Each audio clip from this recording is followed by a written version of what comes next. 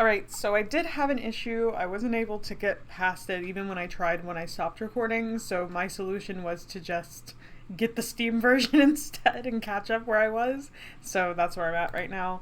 I think there's a fragment of the past that I am probably going to do before I go back to the main story, so let me do that. Bigger things and smaller... no. No, okay. Okay, so I saw them all already. Never mind. Okay, we're good. And the issue didn't recreate itself here, so it might have been what you were talking about, how some bugs, it's like you're aware that they exist, but you don't know how to, like, recreate them in order to fix them. So I don't know. It could have just been me. I'm going to blame me. The shimmery golden ballroom was abuzz with conversation. The scene was quite unlike the award ceremony, which had been a long, stiff, and formal affair. The majority of the time was spent on the king's grandiloquent... Jesus Christ, these words. Overly rehearsed speech. The comments of the Archduke and the Premier were very pithy in comparison. Since they were still residing in the capital for the social season, many members of the nobility were able to attend the ceremony without much hassle. For the lower-ranked nobles, it was a precious opportunity. They fitted across the room like the overexcited bees in a garden full of enticing flowers. Damn, speaking right to me, chatter, oh my god, gonna make me blush. I'm just joking. Introducing themselves to be higher ranks that they barely had a chance to see. Shizu lorded near the outskirts of the room, appraising one of the tall ice sculptures.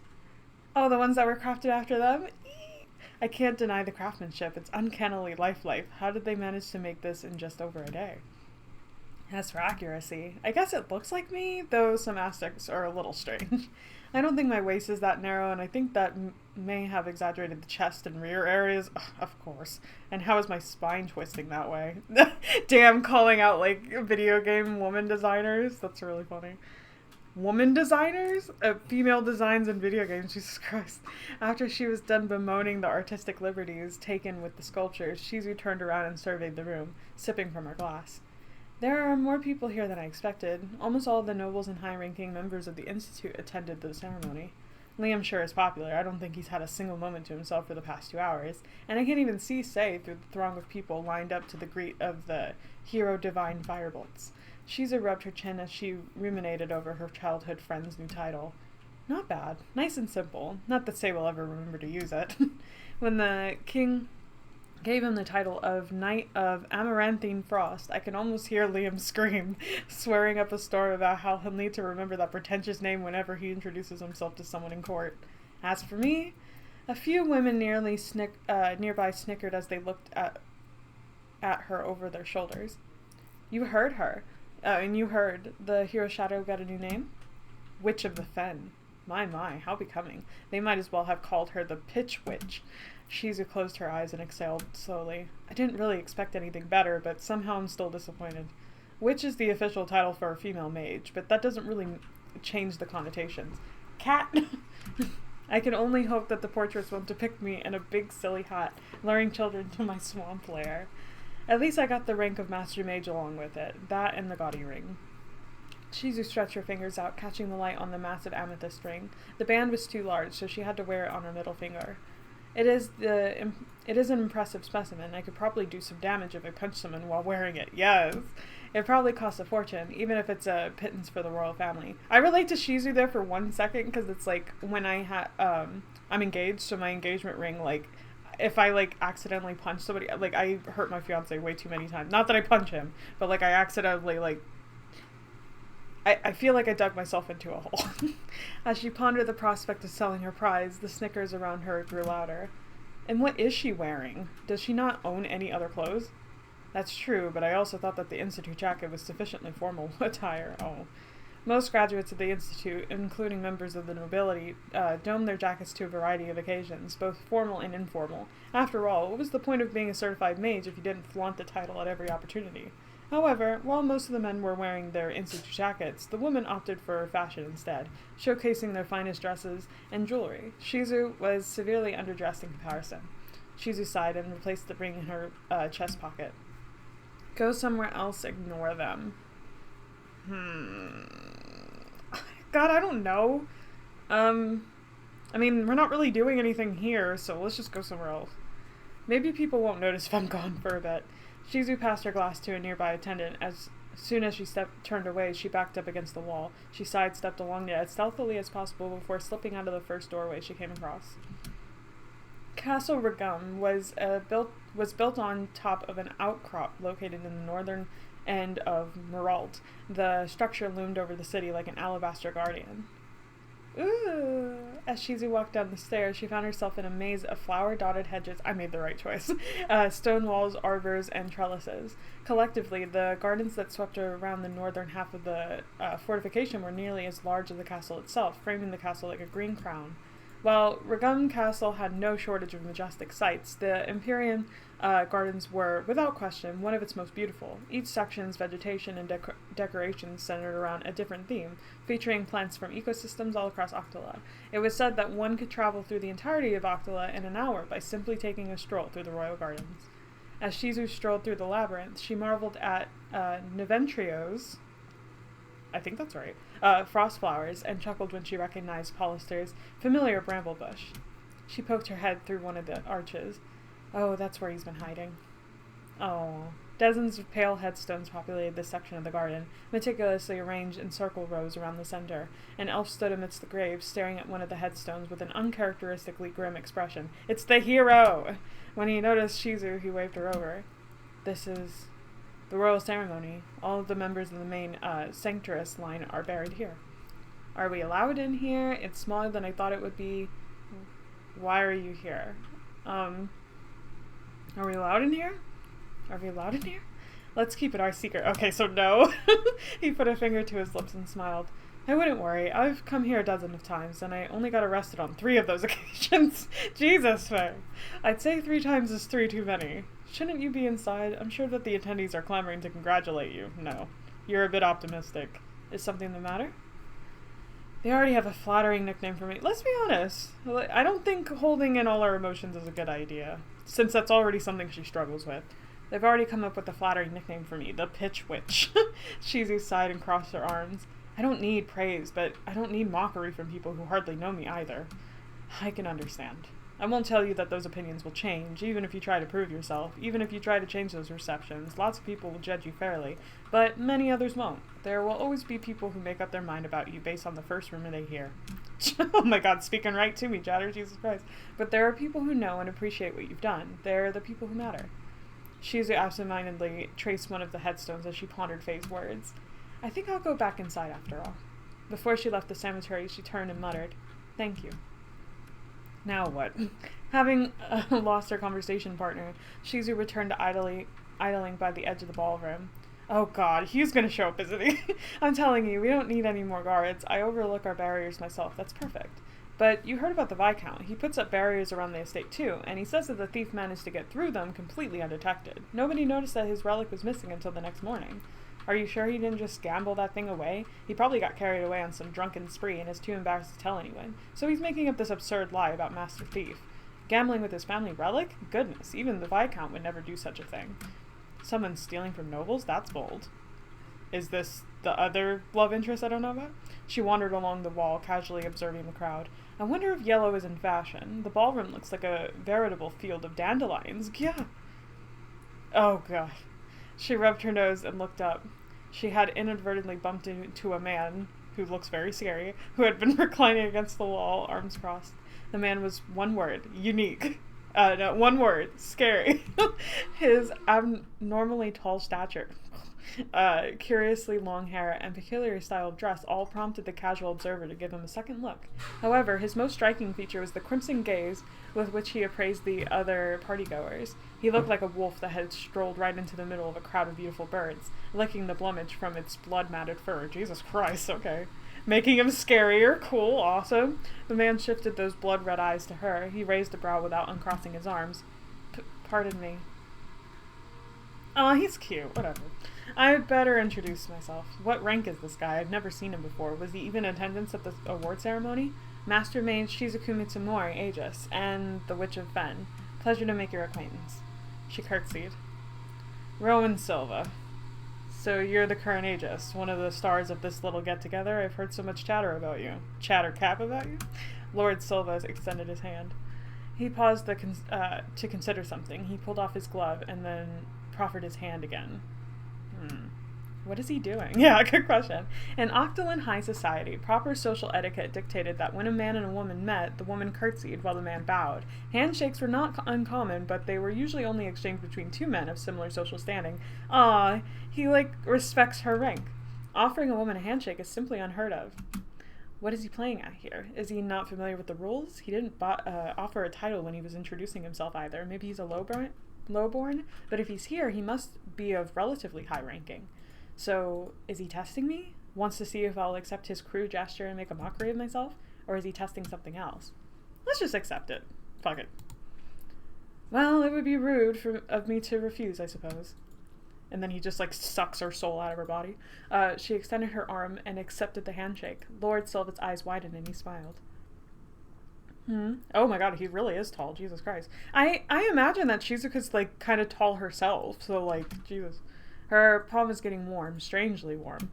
He has fire powers. In fact, it was getting hot. Very hot. Oh god. Oh god, you're gonna burn yourself. Very, very hot. Is this fire magic? She shot a glare up at the man, who returned her expression with a smug smirk. This bastard. He's trying to scare me.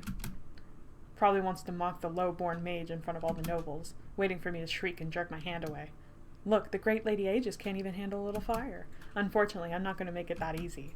Yeah, tell him. Ignoring the heat, Shizu concentrated and ran a burst of cold magic through her hand into his. Nothing harmful. It would just feel like his veins had been injected with a shot of ice water. Shizu felt the hand in her grasp shiver. However, his upper arm didn't even tremble. His eyebrows raised, and he hummed with an amusement before letting go of the handshake. He pulled his glove back on, flexing his fingers a few times. He's annoying me!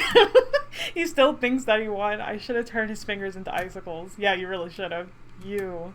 His voice trailed off as he looked around Shizu. He finally left that rock he was hiding under. About time. He turned back to Shizu, ignoring her blatant glower. Unfortunately, while this was very amusing, there's an old friend with whom I have some urgent business. Please excuse me. Bye.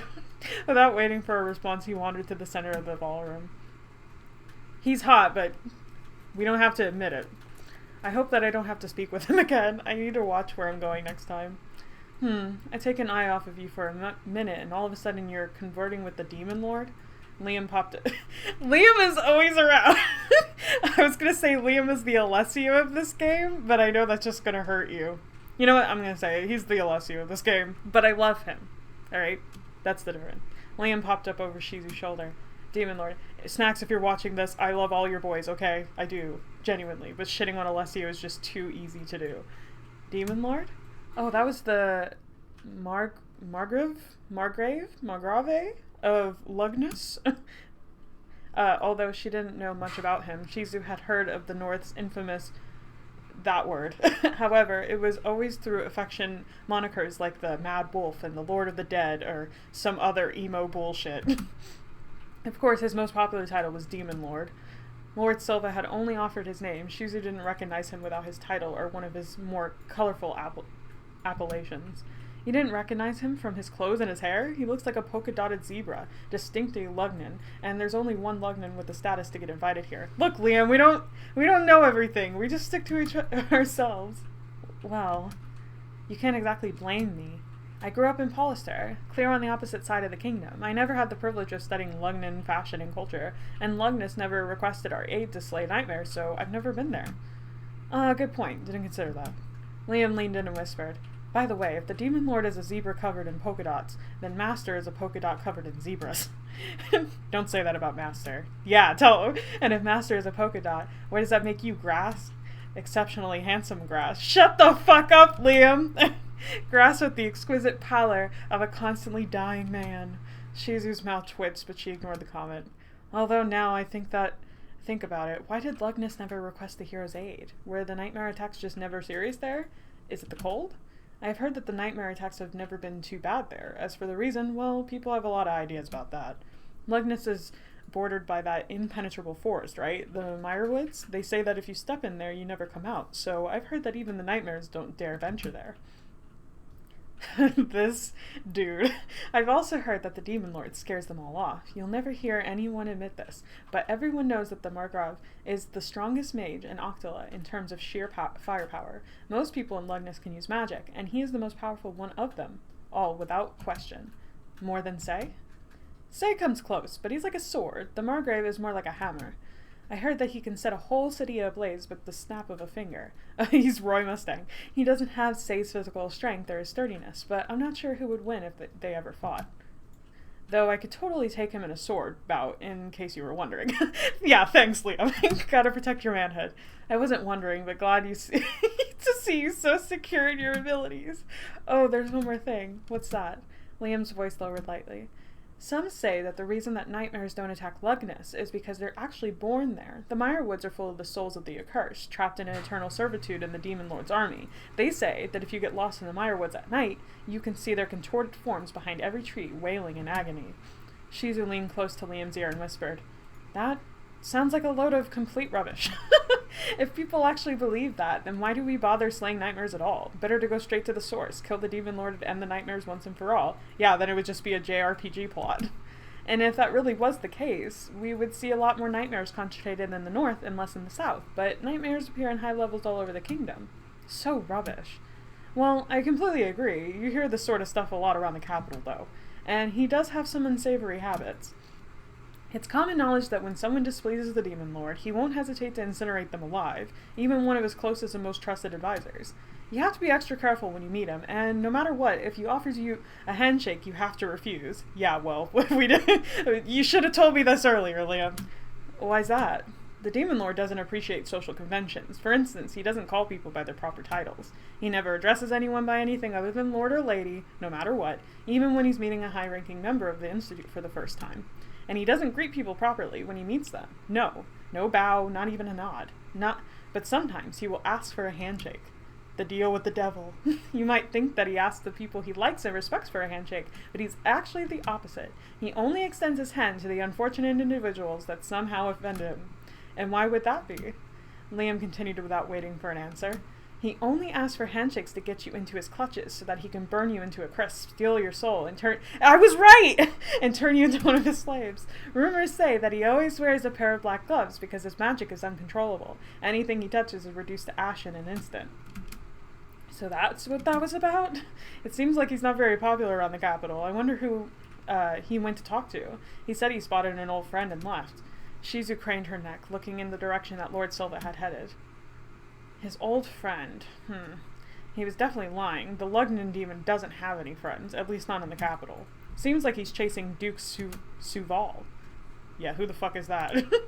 Suval. Oh, Neventrio's reigning ducal house? Neventrio is the bridge between Lugnus and the rest of Actala. They must be acquainted. Maybe they really are friends? You would be wrong there. You know that Lugnus technically falls under Zufal administration, right? The Silvers are the ones in charge of the most nitty-gritty day-to-day affairs, but the Zufals are supposed to supervise. That makes sense. I never really thought about it. Every territory falls under the jurisdiction of one of the ducal houses, or the royal family after all. It always just seems like Lugnus was different, almost like its own sovereign state. Well, it's not as if the Zufals actually do anything to govern Lugnus. That would require cooperating with Lugnus's Margrave, and they absolutely wouldn't want to do that. Lugnus was its own independent country until its annexation. At the time, Zufals contributed heavily to the war effort. The royal family rewarded them with jurisdiction over Lugnus and its most valuable territory. That territory, the Corchus, used the House Lugnus's capital. It had 4 centuries. When the Cortis was handed over the Zufals, the Silvas and other members of the Lugnan nobility had to pack up and move. There's still a lot of bad blood surrounding that affair. So the Zufals and the Silvas are on terrible terms. I doubt that Duke Zufal wants to say a single word to Demon Lord, much less be friends. Perhaps Lord Silva wants to discuss some administrative matters. But why would he do here of all places? It seems highly inappropriate. Wouldn't Lord Silva have been better off visiting the Zufal estate if there was some business that he needed to discuss? I doubt that it would be simple to act on my significant decisions when they are both so far from their territories. For most of the nobles, this trip to the capital is a vacation and a chance to fraternize. Well, the Demon Lord and the Duke Zufal used to go to school together in the capital. Apparently the demon tormented the Duke all the time. And Duke Zufal only inherited the title from his father a couple years ago. I doubt that he's terribly experienced or shrewd. He probably avoids any visits from the Margrave so that he doesn't have to handle anything complicated. So the Margrave has no choice but to chase Zufal down in this awkward venue where the Duke can't escape without humiliating himself. That would make sense. I do wonder what the Margrave wants to talk about, though. Duke Zufal doesn't involve himself in Lugnan affairs at all, so they wouldn't have any administrative matters to discuss. Anything past the Meyerwoods is the Margrave's territory, not the Duke's. Both parties probably prefer it that way. I can't think of a reason for the Demon Lord to have any grievances. Maybe he's just interested in tormenting his old family enemy? Liam grinned. Looks like something juicy might happen. Want to go take a listen? Yes! Don't- wait! No! I want to eavesdrop! Damn it.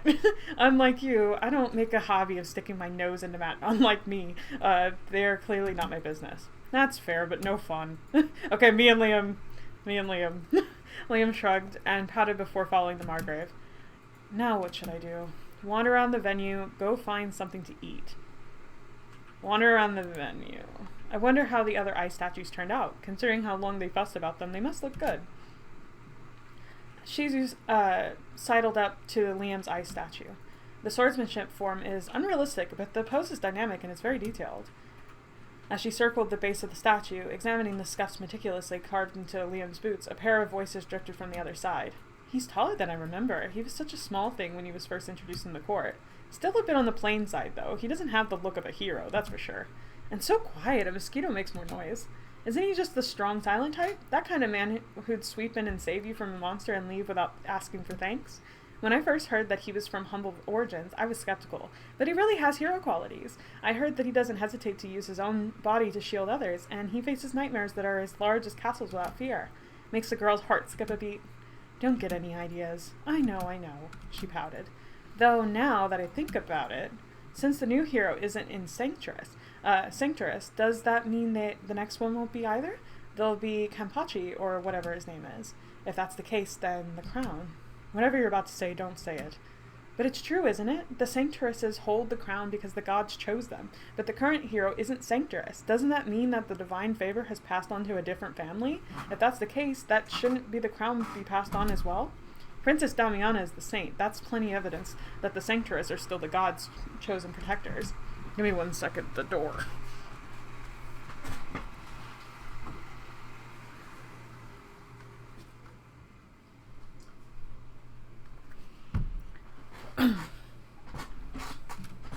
But that's just some title that the royal family came up with all on their own, only last year. It doesn't mean anything. The princess's magical abilities are above average, but nowhere near the level of the Sanctuaruses are the rightful owners of the crown. They're the gods' chosen ones. They have and always will be, and that's what you'll tell anyone who comes asking, for your sake and for the sake of our family. I understand, Mother. Let's talk men. Have you gone and introduced yourself to the Viscount like I told you? I did, but as the conversation shifted topics, Shizu stopped paying attention. Shizu! You were like, oh no, I'm not going to eavesdrop on the Demon Lord, Liam. I would never do that. Goes over here and eavesdrops on these ladies. I see you. Sei was still completely invisible behind the throng of people surrounding him. She felt very uneasy. Oh, we're already in chapter 4. Okay, I wasn't expecting that. Let me take a quick break then.